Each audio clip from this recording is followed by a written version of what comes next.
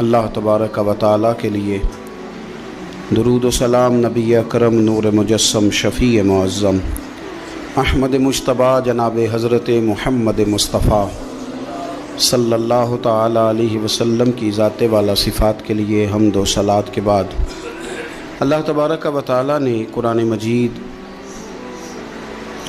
سورہ ابراہیم کی پہلی آیہ مبارکہ میں فرمایا کہ الف لام را کتاب انزلناہ الیک لتخرج الناس من الظلمات الی النور۔ فرمایا اے محبوب علیہ السلام، یہ کتاب ہم نے آپ پر نازل کی ہے تاکہ آپ لوگوں کو اندھیروں سے نور کی طرف لے جائیں، تاکہ آپ لوگوں کو اندھیروں سے نکال کے نور عطا فرما دیں، بِإِذْنِ رَبِّهِمْ إِلَى صِرَاط، اور اپنے رب کے حکم سے اپنے رب کے رستے کی طرف لوگوں کو لے جائیں۔ العزیز الحمید، وہ رب جو بڑا غالب بھی ہے اور جو حمد کیا گیا ہے، جس کی حمد کی جاتی ہے، اس کے رستے کی طرف آپ لوگوں کو لے جائیں۔ من الظلمات الی النور، لوگوں کو اندھیروں سے نکالیں اور ظلمات سے نکال کے انہیں نور دیں۔ ہمارے مفسرین کرام نے یہاں لکھا ہے کہ یہ دیکھ لیں کہ قرآن مجید نے ظلمات، اندھیرے جب بیان کیے تو جمع کا صیغہ استعمال کیا، اور جب الی النور کہا تو واحد کا صیغہ استعمال کیا۔ ظلمات زیادہ ہیں اور نور ایک ہے، اندھیرے زیادہ ہیں اور روشنی ایک ہے۔ معنی کیا ہے کہ کائنات میں جتنے بھی اندھیرے ہیں ان سب سے دور کرنے والی روشنی ایک ہی ہے جو مدینے والے رسول کے پاس موجود ہے، جو نبی پاک صلی اللہ علیہ وسلم کی بارگاہ میں موجود ہے، جو حضور کے پاس موجود ہے۔ یہ روشنی ایک ہی ہے، اندھیرے بے شمار ہیں، کثرت سے اندھیرے ہیں۔ ایک اندھیرا کفر کا ہے، ایک اندھیرا نفاق کا ہے، ایک اندھیرا جہالت کا ہے، ایک اندھیرا غربت کا ہے، ایک اندھیرا تنہائی کا ہے، ایک اندھیرا مایوسی کا ہے۔ یہ سارے اندھیرے ہیں، نکلیں گے کیسے؟ جب ہم کسی اور سے روشنی نہیں لیں گے، روشنی لیں گے رسول پاک کی بارگاہ سے۔ اعلیٰ حضرت فاضل بریلوی رحمۃ اللہ تعالیٰ علیہ نے ایک بات یہاں بیان فرمائی ہے، وہ بڑی عجیب اور بڑی انوکھی ہے۔ اعلیٰ حضرت فرماتے ہیں کہیں اور سے تم روشنی لو گے نا تو یہ پہر دو پہر رہے گی۔ یہ جتنی چاندنی، جتنی روشنی ہے یہ ڈھل جاتی ہے، ڈھل رہی ہوتی ہے۔ یہ چاند کی جو چاندنی ہے نا یہ ڈھلتی ہے، پورے عروج پہ جاتا ہے، پھر کم ہوتا ہے، پھر کم ہوتا ہے، پھر کم ہوتا ہے، پھر کم ہوتا ہے۔ فرماتے ہیں ایک روشنی ایسی ہے جو کبھی کم نہیں ہوتی، اور اس روشنی کا نام نور مصطفیٰ ہے صلی اللہ تعالی علیہ وسلم۔ فرمانے لگے ماہ مدینہ اپنی تجلی عطا کریں، اے ماہ مدینہ اپنی تجلی عطا کریں۔ یہ ڈھلتی چاندنی تو پہر دو پہر کی ہے، یہ جو ہمارے پاس چاند کی چاندنی ہے یہ تو ڈھل رہی ہے، پہر دو پہر رہے گی۔ اے ماہ مدینہ آپ اپنی تجلی عطا، یا رسول اللہ ایک اندھیرے سے نکلیں گے دوسرے میں گم ہو جائیں گے، دوسرے سے نکلیں گے تو پتہ نہیں کون سا رستہ ملے گا، آپ مہربانی کریں، اے ماہ مدینہ ہمیں اپنی تجلی عطا کریں، آپ اپنا کرم فرمائیں۔ اندھیرے بہت سارے ہیں، نور ایک ہی ہے، نور ایک ہی ہے، اور اس نور کا نام محمد مصطفیٰ ہے صلی اللہ تعالی علیہ وسلم۔ نور ایک ہے۔ میرے عزیز، آپ جتنا مرضی بھاگ لیں، جتنا مرضی دوڑ لیں، جتنی مرضی آپ ترقی کر لیں، پڑھ لیں، جو مرضی کر لیں، اندھیرے پیچھا نہیں چھوڑتے، اس لیے کہ یہ اندھیرے گہرے ہیں، ان کے مختلف روپ ہیں، ان کے مختلف رنگ ہیں، یہ مختلف طرح کے اندھیرے ہیں۔ یہ آپ کا پیچھا تب چھوڑیں گے جب آپ نور مصطفیٰ سے روشنی حاصل کریں۔ میرے رسول پاک صلی اللہ علیہ وسلم نے ہمیں روشنی دی ہے، میلاد والے محبوب صلی اللہ تعالی علیہ وسلم نے ہمیں نور دیا ہے، اور ہر موقع پر روشنی دی ہے، ہر موقع پر۔ کسی ایک موضوع پر آپ رسول پاک صلی اللہ تعالی علیہ وسلم کی کسی ایک موقع پر آپ حضور کی تعلیمات حاصل کرنا چاہیں گے تو درجنوں حدیثیں ملیں گی، آپ کو سینکڑوں کے لحاظ سے اشارے اور تعلیمات ملیں گی، ہر چیز آپ کو میسر آئے گی اور آپ کو لطف آئے گا۔ میں کل ایک بزرگ کی بات سن رہا تھا، مجھے بڑا مزہ آیا. وہ حدیث پاک بیان کر رہے تھے کہ نبی پاک صلی اللہ علیہ وسلم نے فرمایا کہ میں اور یتیم کو پالنے والا قیامت کے دن اس طرح ہوں گے جس طرح یہ 2 انگلیاں جڑی ہوئی ہیں. تو فرمانے لگے دیکھ لو میرے نبی پاک کے لفظ بھی محفوظ ہیں اور میرے نبی کے اشارے بھی کتابوں میں محفوظ ہیں. یعنی حضور نے 2 انگلیوں کا اشارہ کیا تھا تو ہر محدث نے وہ نوٹ کیا ہے. حضور کے اشارے تک محفوظ ہیں کتابوں. یعنی باقاعدہ حضور نے، وہ الگ بات ہے نا، وہ معاملہ الگ ہے کہ سورج چڑھا ہوا ہے، روشنی پھیلی ہوئی ہے، لیکن ایک بندے نے اس طرح کیا ہے کہ پچھلے کمرے میں سویا ہے.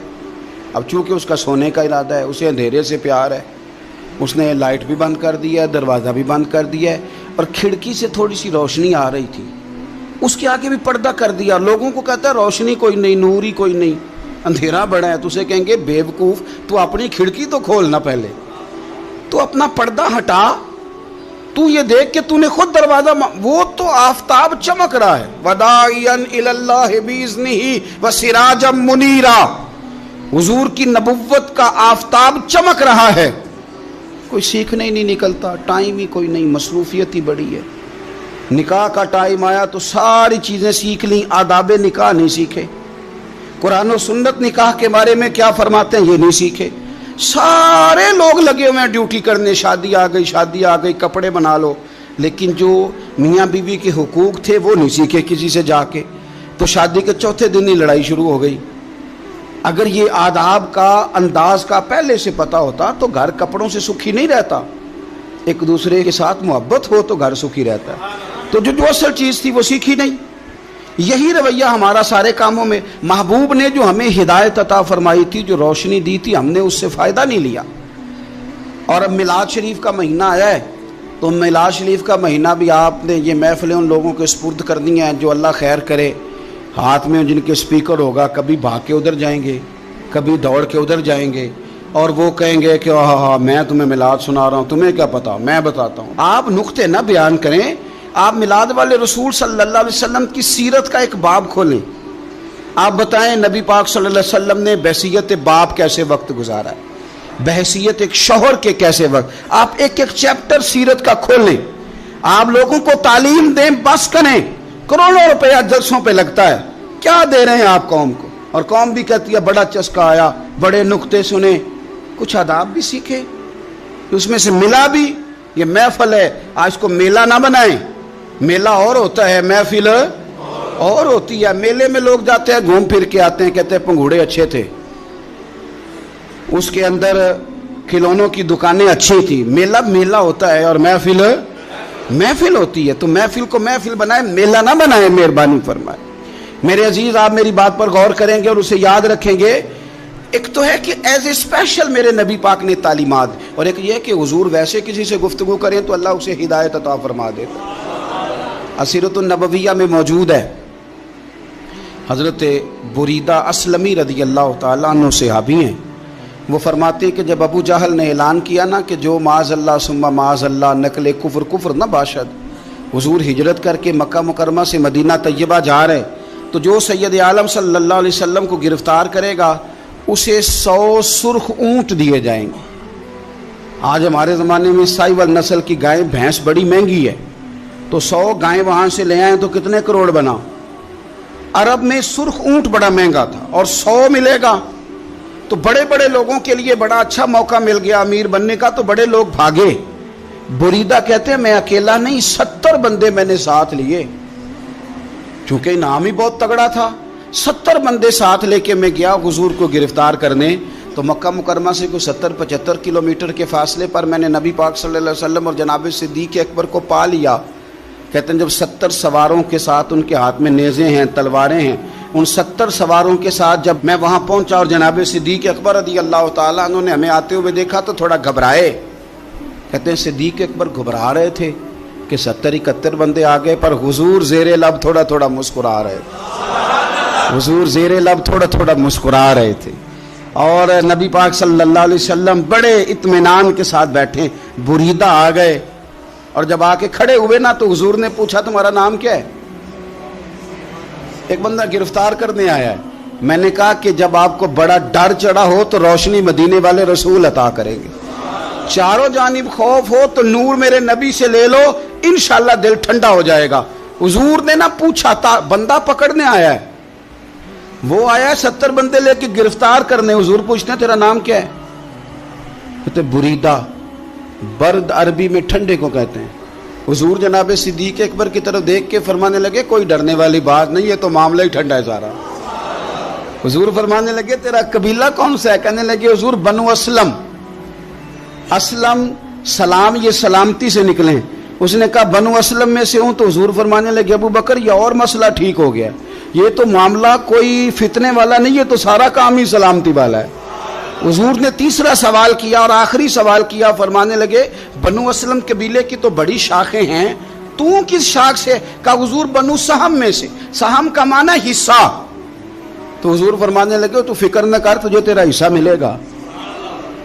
तो हजरत बुरीदा कहते हैं मैंने कहा फिर आपका नाम क्या है?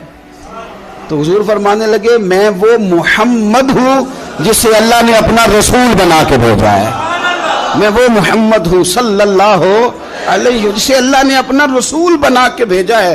तो बुरीदा आगे बढ़े और अपना हाथ आगे करके कहने लगे आपने फरमाया था ना कि हिस्सा मिलेगा, तो फिर मुझे पढ़ाए कलमा, मैं भी मुसलमान होना चाहता। मिल गया हिस्सा। हुजूर रूटीन की बातचीत करें तो अल्लाह हिदायत अता कर देता। रूटीन की बातचीत करें तो भाई जो एज ए स्पेशल हुजूर का दीन सीखे, जो गौर करके सीखे। हर परेशानी आपकी, हर, और यार बंदों की नहीं जानवरों की भी, सिर्फ बंदों की नहीं जानवरों की भी। तरगीब व तरहीब देखिए, और आला हज़रत फाज़िल बरेलवी रहमतुल्लाह अलैह की अल अमन वल उला देखिए।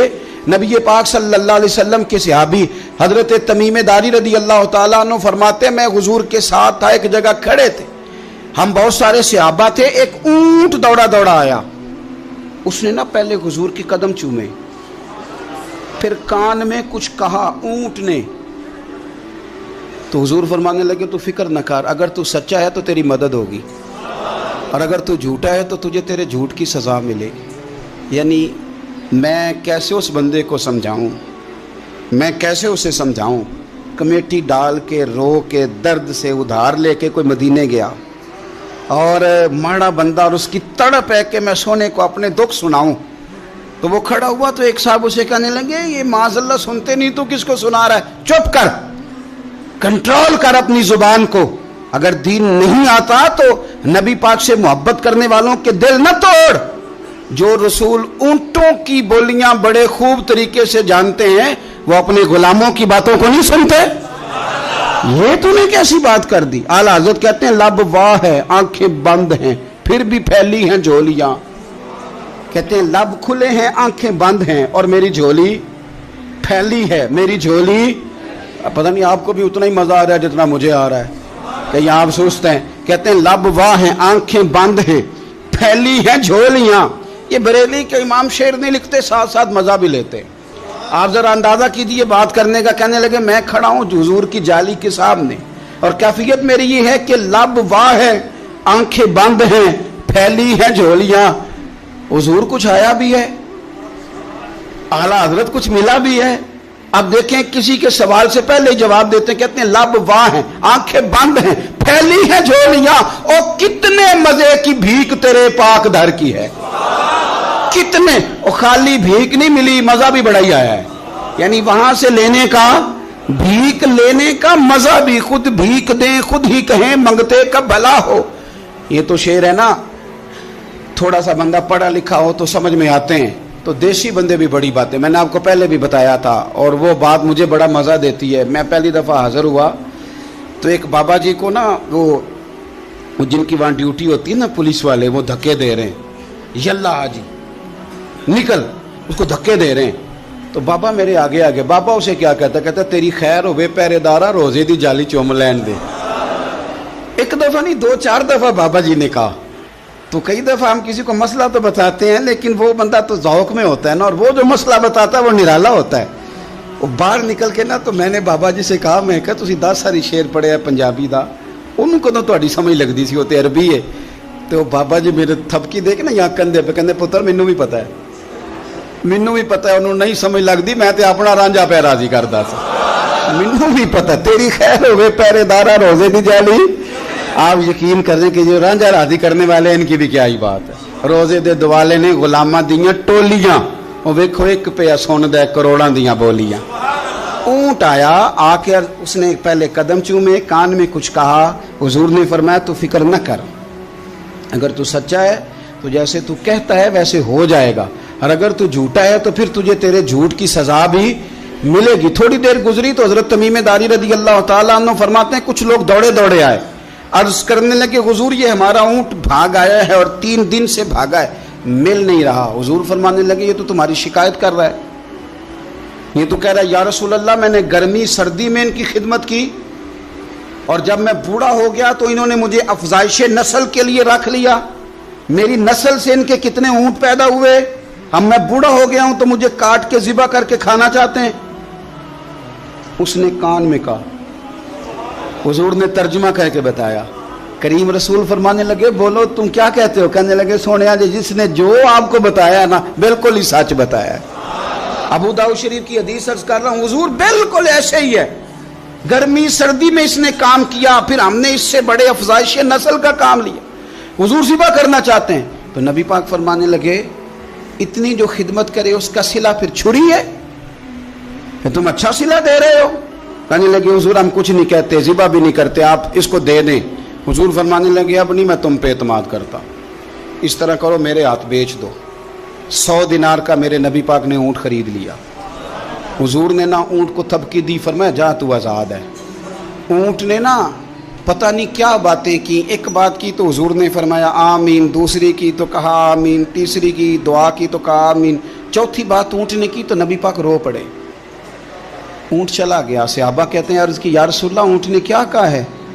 تو حضور فرمانے لگے اس نے پہلی دفعہ یہ کہا ہے کہ یا رسول اللہ اللہ آپ کو میری طرف سے, اسلام کی طرف کے اور قرآن کی طرف سے بہترین صلہ عطا کرے. تو میں نے کہا آمین, اور پھر اس نے کہا دوسری دعا دی, اے اللہ کے پیارے رسول صلی اللہ علیہ وسلم جس طرح آپ نے آج میرا خوف دور کیا ہے, میں دعا کرتا ہوں اللہ آپ کی امت سے قیامت کا خوف دور کرے. اور میں نے کہا آمین. تو نبی پاک صلی اللہ تعالی علیہ وآلہ وسلم فرماتے ہیں پھر اس نے تیسری دعا کی, عرض کی یا رسول اللہ صلی اللہ تعالی علیہ وسلم جس طرح آج آپ نے میرا خون بچایا ہے, سنیا میری دعا ہے رب تیری امت کا خون محفوظ کرے. تو میں نے کہا آمین. حضور فرماتے ہیں پھر اس نے چوتھی دعا کی, یا رسول اللہ میری دعا ہے آپ کی امت لڑے نہ, جنگ و جدال نہ کرے, آپس میں گلے نہ کاٹے. تو حضور فرماتے ہیں میں نے آمین بھی کہا اور میں رو بھی پڑا, اس لیے کہ یہ دعا میں نے اپنے رب کریم سے مانگی تھی کہ اے اللہ میرے امتی لڑے نہیں, آپس میں لڑے نہیں. اور یارو بچے لڑتے ہیں تو کیا باپ خوش ہوتا ہے؟ وہ تو پریشان ہوتا ہے, روتا ہے, میری امت لڑے نہ. تو میرے رب کریم نے فرمایا محبوب یہ دعا مجھ سے نہ مانگیے, یہ خدا کی حکمت کا تقاضا ہے, یہ لڑیں گے. تو نبی پاک صلی اللہ علیہ وسلم فرماتے ہیں جب لڑائی کی بات کی تو میں نے پھر اس وقت میں آبدیدہ ہو گیا, میں رو پڑا. یہ نازک مسئلہ ہے, تکلیف والا ہے کہ یہ لڑیں گے, کچھ لوگ فرقے بنا لیں گے, الگ عقیدے گھڑ لیں گے اور سچے سچے مسلمانوں سے لڑیں گے.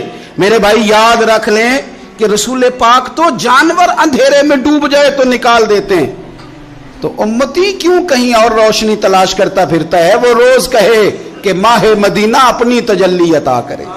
یہ ڈھلتی چاندنی تو پہر دو پہر کی ہے.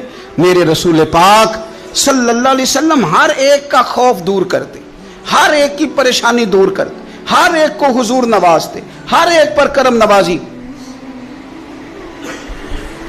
حضرت مولا علی شیر خدا رضی اللہ تعالیٰ عنہ ارشاد فرماتے ہیں کہ ایک اعرابی نبی پاک صلی اللہ علیہ وسلم کی بارگاہ میں آیا اور اس نے بار بار سوال کیا, بار بار حضور سے سوال کرنے لگا.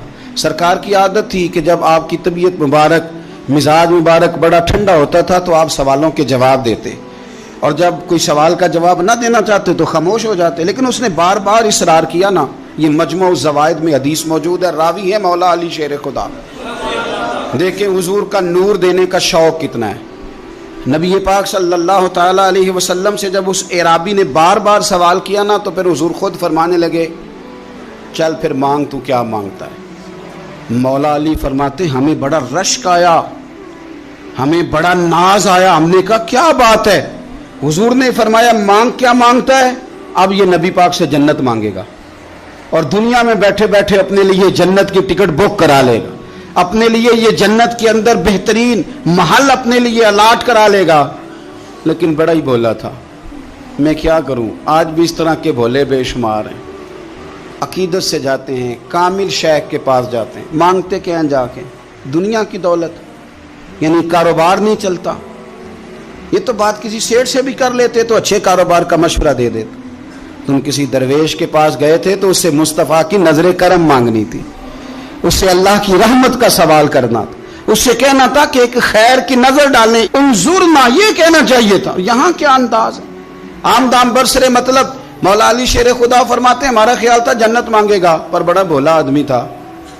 کہنے لگا یا رسول اللہ صلی اللہ علیہ وسلم میں نے سفر کرنا ہے, مجھے سواری کے لیے ایک اونٹ دے دیں. تو حضرت علی فرماتے ہیں ہمیں اس نے سوال تو کیا پر جو ہماری طبیعت تھی اس مطابق اس نے نہیں کیا, یعنی جس طرح کا دروازہ تھا اس طرح کی بھیک نہیں مانگی. اس نے اونٹ مانگا, حضور نے فرمایا چل دیا تجھے. گویا حضور نہ دے رہے, دور کرنا چاہ رہے ہیں اس کے. فرمایا چل اونٹ دے دیا, اب تو کچھ اور بھی مانگ لے. حضرت علی کہنے لگے لو بڑے نصیب والا, ایک چانس اور ملا ہے. تو کہنے لگا حضور اس طرح کریں جو اونٹ پر کجاوا باندھا جاتا ہے وہ بھی دے دے. تو حضرت علی شیر خدا فرمانے لگے ہم نے کہا تیرا اللہ بھلا کرے, تو کہاں اڑ گیا ہے. حضور نے نا مسکرا کے ایک تیسرا موقع دیا, فرمایا چل تجھے کجاوا بھی دیا, کچھ اور مانگ لے. کہنے لگا حضور سفر بڑا لمبا ہے, آنے جانے کا خرچہ بھی دے دے. تو سرکار دو عالم صلی اللہ علیہ وسلم مسکرائے, فرمایا جا تجھے دیا. پھر حضور نے ایک مثال بیان کی اور فرمایا تجھ سے تو بنی اسرائیل کی وہ بوڑھی ہی اچھی تھی. یا رسول اللہ کون سی؟ فرمایا حضرت موسیٰ علیہ السلام جب اپنے وطن سے ہجرت کر رہے تھے, گھوڑوں پر بیٹھے, اونٹوں پر بیٹھے, لیکن اونٹ گھوڑے جاتے نہیں تھے, واپس لوٹتے تھے. تو حضرت موسیٰ علیہ السلام نے عرض کی اللہ یہ جاتے کیوں نہیں؟ تو رب کریم نے فرمایا اس لیے نہیں جاتے کہ جہاں سے آپ ہجرت کر رہے ہیں نا وہاں ایک جگہ پہ حضرت یوسف علیہ السلام کا تابوت دفن ہے. جناب یوسف علیہ السلام کی قبر مبارک ہے, آپ وہ تابوت بھی نکال کے ساتھ لے جائیں. یہ اگر رب نے بتا دیا تو اللہ یہ بھی تو بتا سکتا ہے نا کہ قبر کہاں ہے. یہ بتا دیا تابوت کہاں, یہ نہیں بتایا. تابوت لے جائیں یہ نہیں بتایا کہاں ہے. یہ حضرت موسیٰ علیہ السلام آپ خود تلاش کریں گے تو حضرت موسیٰ علیہ السلام نے بنی اسرائیل کے لوگوں سے پوچھا کہ وہ کہاں ہیں تابوت حضرت یوسف کا. تو وہ کہنے لگے ہمیں تو نہیں پتہ, ایک بوڑھی اماں ہے پرانی اسے پتہ ہے. حضرت موسیٰ علیہ السلام اس بوڑھی سے ملے تو فرمایا بتا دے کہ وہ تابوت کہاں ہے, حضرت یوسف کی قبر کہاں ہے. آج لوگ کہتے ہیں مزاروں پہ نہیں جانا چاہیے, تو پڑھو نا یہ حدیث کھول کے. نبی پاک صلی اللہ تعالی علیہ وآلہ وسلم فرماتے ہیں کہ دیکھو قبر کا رستہ, مزار کا رستہ بتانے کا وہ عورت قیمت مانگ رہی ہے. حضرت موسیٰ کی ملاقات ہوئی تو آپ نے فرمایا مت میں پتہ ہے جناب یوسف کا مزار کہاں ہے.